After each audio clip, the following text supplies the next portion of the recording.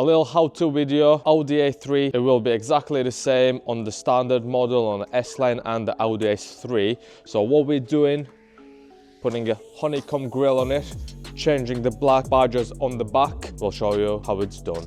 We've got the car on the ramp. We're going to start by taking the wheels off, but you can also do it on a drive, jacking it up. You don't even have to take the wheels off. You can just turn the wheels to get inside the wheel arches, because you'll need to take the inner wheel liner off, because there are two bolts holding the bumper and the wing together.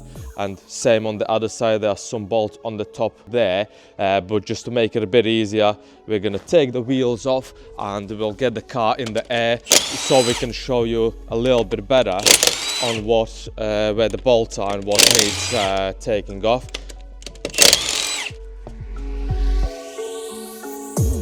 Right, so that's the wheel off. We'll lift it up in the air, but not too high, just a little bit. First things first, we're gonna pop the bonnet and get the top ones out. So we've got to take these bolts out. There's only 3 on the top. They Torx 27, I think, or Torx 30. Right, so we've got the T30 screws on the top. A lot of the times they rust in, so you've got to be a bit careful with these. As you can see, they're quite rusty, but they haven't fully seized in. So that's a good news. We've had it before where we just physically cannot get them out.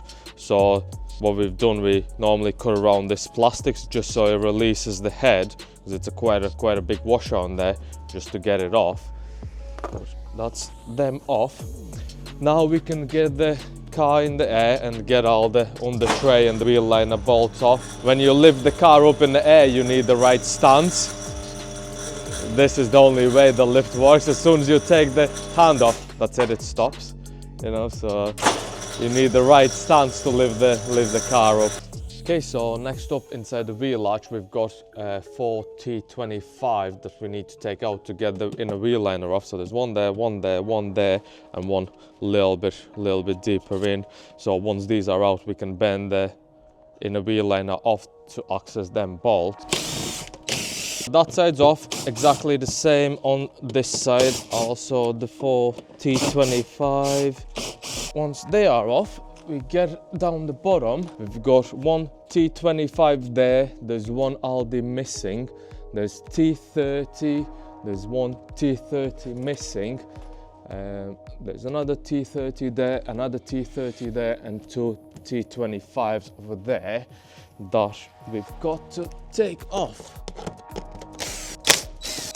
T30s. Same with these, they do get really rusty, so make sure they're nice and clean when you're taking them off, because if your Torx bit's not going to go fully in, you can round it off and then you'll not get it out. That is the bottom off. Now onto inside the wheel arch. We're just gonna bend it back.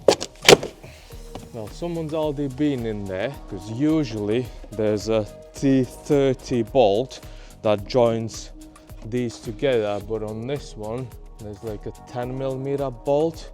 Obviously that one's usually T30. On this one someone's put like a different bolt in. That's where the bumper's not sitting right in this section, so someone's already done something, changed, because there shouldn't be like a gap like this on here. We'll see what the other side's like. If the other side's right, I'll show you what it should look like. I'll probably need some kind of like extension or something. Obviously yours is not going to be this bolt, yours is going to be T30, but still you'll need some like quite a long extension to get in there. Same on this side. We'll also get these two out just so the wheel arch bends back a little bit. So look on this side. So yeah, on this side there's the original bolt. I don't know if you can see it on the video. That's the T30 bolt that you need to get out. So we've got like a long screwdriver like that to get in there. While we taking that off, we've just had a nice delivery of our friends in Tough Glove, some gator grips. As you can see, we use them in all over these jobs because you don't want to cut your hands on hard plastics. So thanks to them for sponsoring us with some nice gloves. Next, this bumper is like clipped in there, so you just need to Oh, I forgot about another bolt. I said there's two Torx 30 in there, but I forgot about the second one. So there's one in there and there's another one in there. So we also need to get this one out. Now this should unclip. Well, it's a little bit broken already. As I said, this side someone's already messed around with it. This is snapped off. That's why there's probably a bit of a gap on there. This side and this side's fine, so that's what it should look like, and it just clips in there. Removing the bumper off, and there's also a couple of things plugged in there. That's your temperature sensor. We've got a plug for parking sensors. To get that out, you need to move this red tab, pull it out. Yeah, so pull it out, press it in, and just pull it out, and that's the bumper off. So usually something like this, if you're not filming and obviously like talking about it, it takes about an hour to take it all off, take the grill out, put the new grill in and put it back on the car. Also on these, with the replacement grill, with this bit, you can't put it back on with this, but it pushes the grill out and puts extra tension on there, so sometimes the bumper can sit a bit wonky. So what we normally do, we get these plastics off. There's like a crush sensor, this crush sensor pipe. I normally put it behind, well, at the bottom of the crush bar. Pull this a little bit and just wrap the cable tie around the horn. Don't want to tighten it too much, obviously, so it doesn't squeeze the pipe, but just tight enough so it doesn't move. Obviously, if we put a nice black grill on there, you wouldn't really want this silver thing shining through it. So what we'll do, we'll give it a bit of a clean and get a bit of paint on there as well, so it looks a bit nicer. We'll get some Tech Pro paint on there, another one of our friends. It is a caliper paint, but if it's good enough for calipers, I'm sure it'll be good enough on that. And also it's quite nice because you don't actually need any primer on this, so the paint on there is not gonna chip off.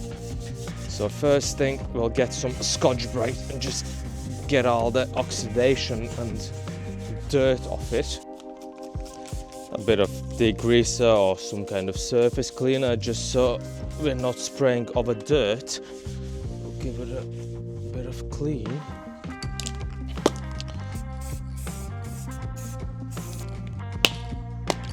While the paint's setting, we'll get the bumper on a little stand and we'll get this out. So next up, we've got the bumper upside down. We've got to take this bottom plastic off because that's on the bottom little grill in there. Yeah, so we'll take them off first and then I'll talk you through after. Just need to unclip this connector. One more screw just in the bottom there, holding it in place.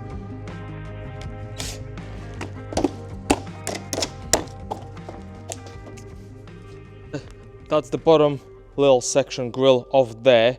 Next up, we've got some plastic trims to take off. So these ones here. Then we've got some T25 screws around the border there. So every single T25 around this grill needs to come out.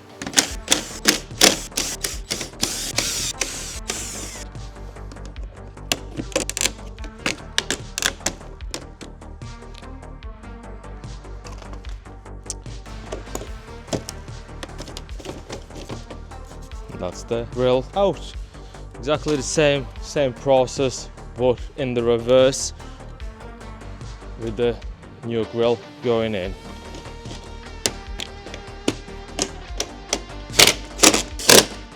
Right, so that's that all back on. The process to do it literally exactly the same as you took it off.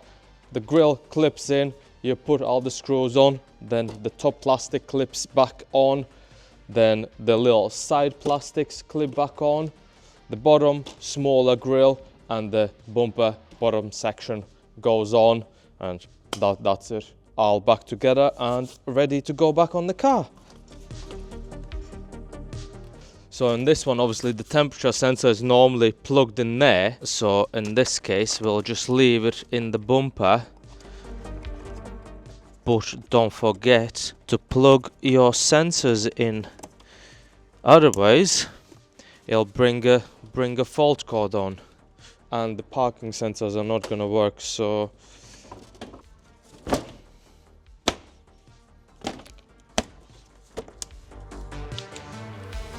that's the bumper back in place. We'll start by putting the top bolt on, just so while we're doing the sides and the bottom, it doesn't fall off or doesn't move from there, because this is lining up nicely with the holes and we know it's in the right place.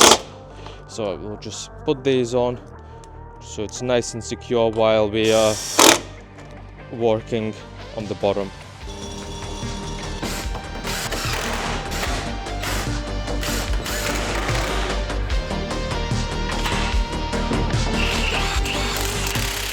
Right, so next up, well, last thing on the grille, just a black badge to go on. Now we're gonna get it off the ramp and take the A3 and the TDI off and do the black rings on there. Right, on the back, so what we're doing, we're gonna be replacing the Audi rings for black ones. The A3 and the TDI we're gonna take off completely and just give it like a nice clean look, but you can also get black ones on there if you like.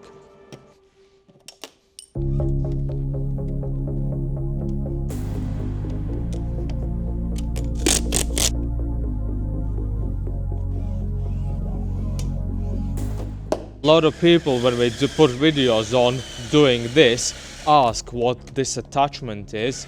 It's called toffee wheel, or some people call it caramel wheel. You can probably get it cheap enough on like of Amazon or something. Just makes a job of removing any adhesive so much easier. Or you can just sit there and rub it off, but probably take a couple of hours to do that. Where with this, it takes a minute and it's all nice and clean. So when you're doing this, obviously you need to put pressure on, but I would recommend going quite a slow speed, because you can melt through the paint, especially on cars that the panels are plastic, not metal. The plastic heats up a lot more and the paint can't come away. So when you are doing this, just bear in mind to be a bit more careful with it, especially on plastic panels.